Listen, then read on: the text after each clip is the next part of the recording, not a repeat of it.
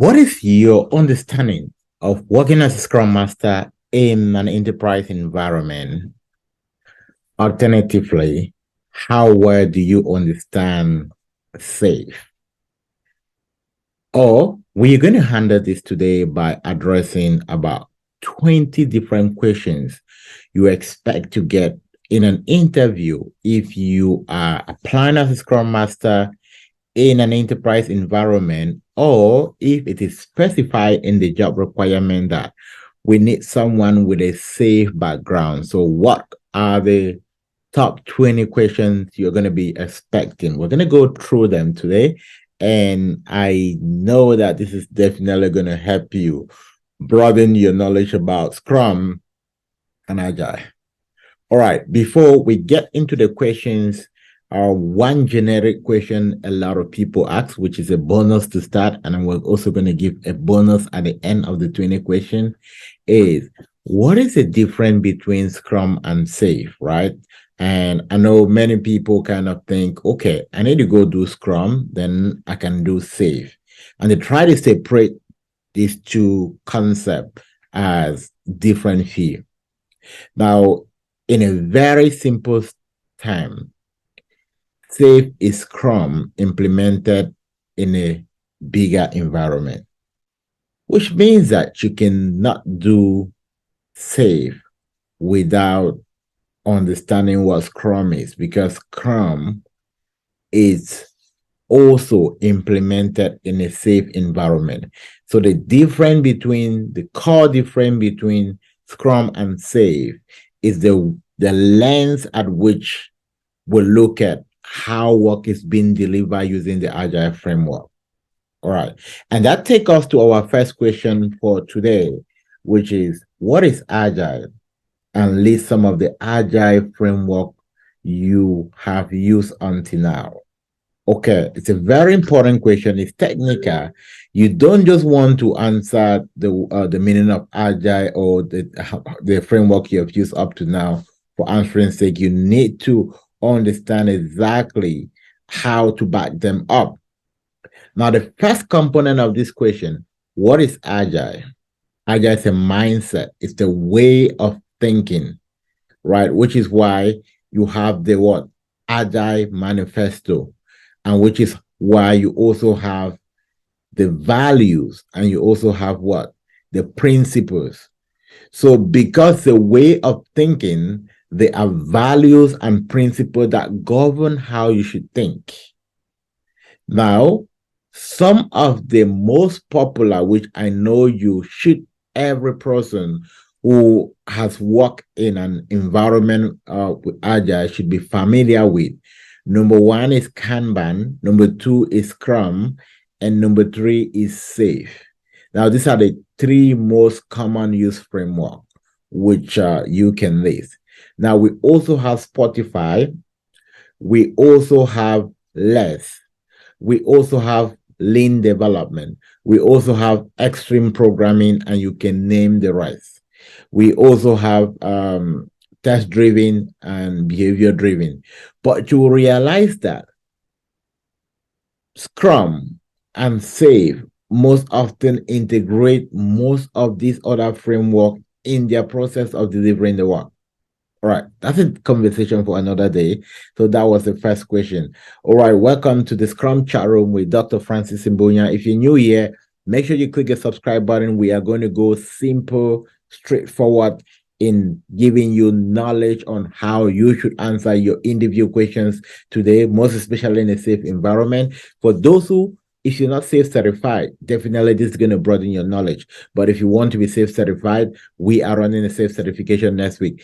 If you want to be certified as a release train engineer, we are going to be running a release train engineer first weekend of March. So simply text me. I'm interested. I'm going to send you information on how to register. If you want coaching, you want to learn this directly from me and be in my community where we challenge you to put yourself beyond just what you do normally every day, come to YouTube, watch video, then also send me a text message, and trust me, you are going to be challenged and put in a spot on how you can close the gap in less than no time. Without wasting much time, let's get into our second question for today. Now, how does Agile differ from the Scrum framework? Agile is a mindset, it's a way of thinking, right? And Scrum, Safe, Kanban, it's a framework, right, under Agile. Now, one of the way I often explain this to my students is, look, think about Agile as the word education. When you hear education, right, you can start thinking, all right, what kind of education do you want to undertake? Or think about the word agile as a university. Let's narrow it down a bit. When, if I tell you I attend the University of Texas, now that's not just enough. You're going to be curious to understand what I am reading. Am I reading medicines? Am I reading pharmacies? Am I reading nursing? Am I reading banking? Am I reading? Now you realize that Agile is just like you say university. Now you need to get someone to understand exactly, to qualify exactly what you're doing there. Are you implementing SAFe? Are you implementing Kanban? Are you implementing less? All of that. Now that's a difference. So SAFe is just a framework under Agile. And a bonus question on the difference between Agile and SAFe. SAFe has 4 core values, right? Scrum has 3 pillars. But when you come to SAFe, we talk about 4 core values. And the 4 core values in SAFe is alignment. Alignment because we're working with several teams that need to align their work. We have built-in quality because we're implementing in a large environment. You agree with me that when you start doing something in a bigger scale, you need to pay attention on built-in quality. Number 3, transparency, which everyone needs to see what is going on. And number 4, program execution. Scrum is implemented in a safe environment by implementing program, PI planning. The third question for today, we cover so many questions, right? But the third question on my list today is, what are the various dimensions of built-in quality? Or what do you understand by built-in quality? So when we say built-in quality, what exactly are we talking about? Now, this is a very simple term. I know you're going to be looking for a technical definition, but just understand when we say we want quality, what does it mean? Built-in quality, what does it mean? Now, built-in quality simply means we want the best, right? But and when we're talking about built-in quality, we want the best of our team, so there should be built-in quality in team composition, right? We can look at that as system. The system will want to make sure we have quality. And now, Safe and Scrum enable quality within their team by ensuring that their team are cross-functional, which means they don't need to go out and borrow any skills to do some work. We want to talk about code quality. Remember, in Scrum, developers are building codes, right? User stories are written, but then they are developed by building code. When a developer say, look, I'm working on a user story, what they simply mean is that I'm writing some code that can translate to what people will understand, right? So we need to have built-in quality at the level of code. Now we need to also have built-in quality when we are releasing what we have developed to our client. So we also have built-in quality at the level of what? Releases. We are releasing to our client. We need to ensure we deliver quality. Now we can also have the tools that we use. We call it architectural design. We can also look at built-in quality at that level. But in general, if I were asked this question in an interview as a Scrum Master, what's my understanding of built-in quality? It simply means we want technical excellence. We want excellence at all levels, at the level of team, at the level of building the story, at the level of delivering to our client, at the level of how our systems are organized. We want built-in quality. Question number 4. What are the different levels of SAFe? All right, this is a very important question. And for anyone who says that, oh, I've worked in a safe environment, you need to understand that there are different levels. Now, in Scrum, we just have the Scrum team, right? And then the Scrum Master and the PO are there and they collaborate with the manager. That's it. But in SAFe, because we are operating in a larger scale, we have different levels. Now we have the team level, we have the program level, we have the large solution level, and we have the portfolio level. So they are categorized into different levels to ensure that work is planned effectively. So think about portfolio as those in leadership. Let's say that I want to implement a new form of watch that can replace iPhones or that can replace phones, right? Now, that is a decision that leaders will take into place, and we'll call them portfolio. And they start thinking about the strategy, if they have the money and all of that to do it. And then they are going to bring in some people at the level of last solution. We call them strategies. In most organizations, they are going to be VP or they are going to be director of XYZ. And these are the people that sit down and strategize the feasibility of what leadership has discussed. And then when they realize that it's feasible and they try now to look at how long it might take us to implement it, now they pass it down to the program level.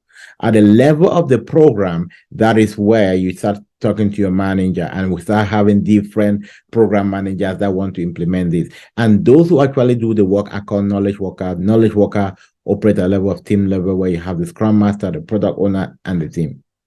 All right. Question number 5. What are the core competence in the SAFe? Okay, this is a bit more deeper question.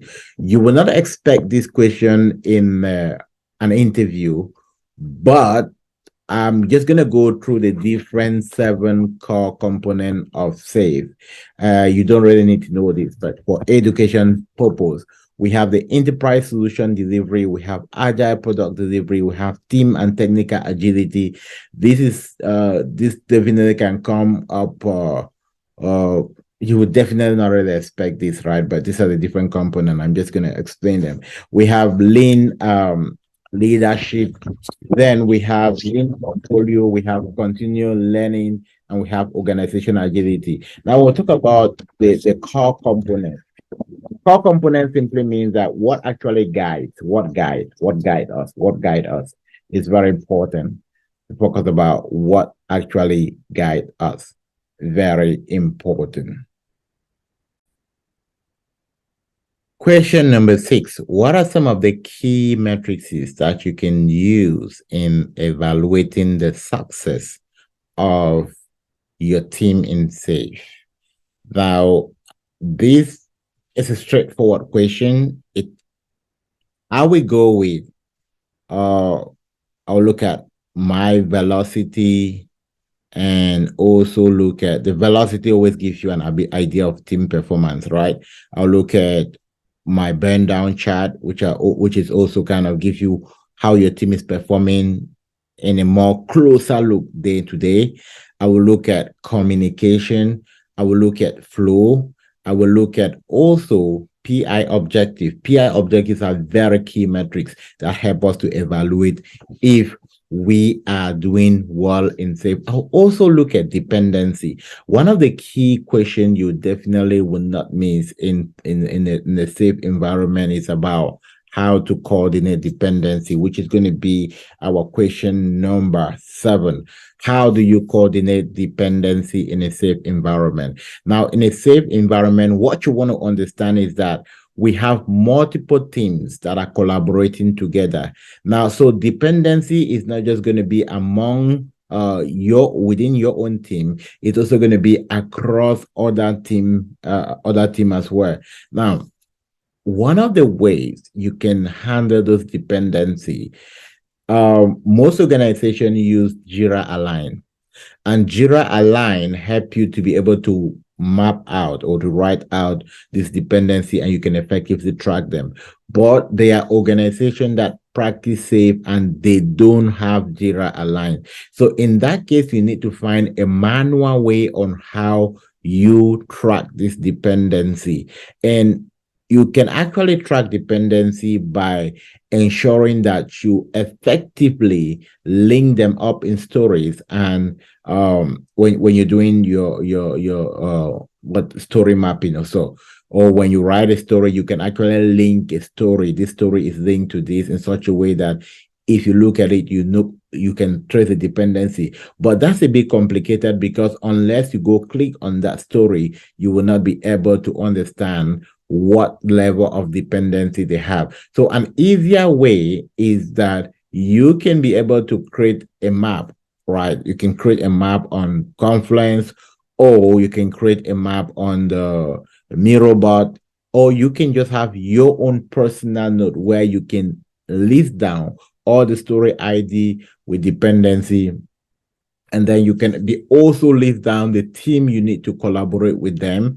And then you basically follow up. So, and that's why as a Scrum Master, you need to be a very good communicator. You need to be someone that is organized and make sure that you focus on time, which is also the reason why sometimes you will get a question in an interview like, oh, how much time do you use to prepare for your day? Right? It's very important. It's very important. You need to be able to set at least the first 1 hour of your day, if not the first 2 hours of your day as a Scrum Master, just to prepare. See if you missed anything yesterday. See if there are certain follow-ups. See if you need to take down some notes. See if you need to send out email. It's very, very important. And that is why if you're a Scrum Master and you're managing 3 teams, or you have working in a different environment, it's a bit difficult for you to be to perform. This is an advice I give all my students. Now, I rather prefer you take a single job and do it well. Now, one of the things which I want to challenge everyone listening to me now is that Scrum is becoming competitive and challenging, especially for those who are in the space now. You need to be able to build in the quality and the expertise to move up the ladder. If not, very soon, you definitely will not find anything, right? And which is the reason why we are building to offer more advanced training and get people to move up the leadership so that those who are coming down are not you're not competing with them. So, and that's why we're having a release train engineer course coming up. I know a lot of people will say, oh, this is very expensive. It's not in my budget now. But one thing I often ask anyone who is willing to grow, if your personal investment is not part of your budget, then I wonder exactly why you are in this space. What get people up the ladder is personal investment. That was some coaching though, but let's get back into our question, which I know this is exactly what you want to hear. Now, question number 8. What is a value stream in SAFe? What is a value stream in SAFe? Now, in SAFe, if you work in a SAFe environment, you will work as part of an Agile release train. An Agile release train execute a value stream. A value stream simply means that we are taking care in delivering a specific component of a project of a product. Now, let's say that we produce hair product, right? Now, when we talk about hair product, we can talk about shampoo, we can talk about conditioner, we can talk about hair oil. So now, the hair product is a portfolio, it's a line of business. Now, in that line of business, you have different brands, right? The shampoo can be a brand, and then for you to for you to fix the shampoo, you need different skill set compared to hair conditioner, right? The 2 different components. So when we deliver a software, a value stream will be like a team that is building delivering the hair shampoo. Another value stream can take care of hair conditioner. Another value stream can take care of hair oil. So a value stream is an Agile release train delivering a product end to end, delivering a component of the product end to end. Now, it's a value stream because you can start and finish at the same point, right? We cannot have, let's say that we are doing part of the shampoo delivery and we have, and no, value stream is end to end. It's an Agile, it's a team that delivers a product from start to end. As simple as that. Number 9, what is the role of a release train engineer? All right, release train engineer, RTE, which is a training we're going to be providing by the end of this month. Release train engineer is the coach at the program level. A scrum master at the program level is called release train engineer. So you work with different scrum masters, and then you work with managers, and you also work with system architects. So a release train engineer is the coach at the program level, supporting different scrum masters, supporting program managers, supporting system architects, and helping them understand how safe is being, helping them understand how the product is being delivered. Now, remember, in a safe environment, we have multiple teams working on one product. So we need a lot of coordination. And the release train engineer try to ensure that we are staying close to our objective. In SAFE also, we deliver the project by implementing program increments. So when we come to each PI, we write objective, and objective guide what the entire, let's say you have 7 teams, 8 teams in your train. The guy what we're going to be completing. The release train engineer, which is the scrum master, the team, the program level, help now to facilitate how this work is being done. And they run Scrum of Scrum, they facilitate dependency, they talk with management, they talk with the product management, system architect to ensure that this work is completed right. All right. If you want to get more in depth, be part of our next Safe Scrum Master training. Okay. Number 10. What do you know about innovation and planning? Innovation and planning iteration in SAFE. All right, what's your understanding of innovation and planning preparation in SAFE? Most often, this question is asked in an interview like, how do you prepare? How do you prepare for PI? Or what are some of the things you do before every PI? That's the innovation and planning iteration. Now, in PI, in a safe environment, work is planned in PI circle. A PI circle simply means most people plan their work for a quarter, right? For 6 weeks. Now, not 6 weeks, 12 weeks, which is 6 iteration.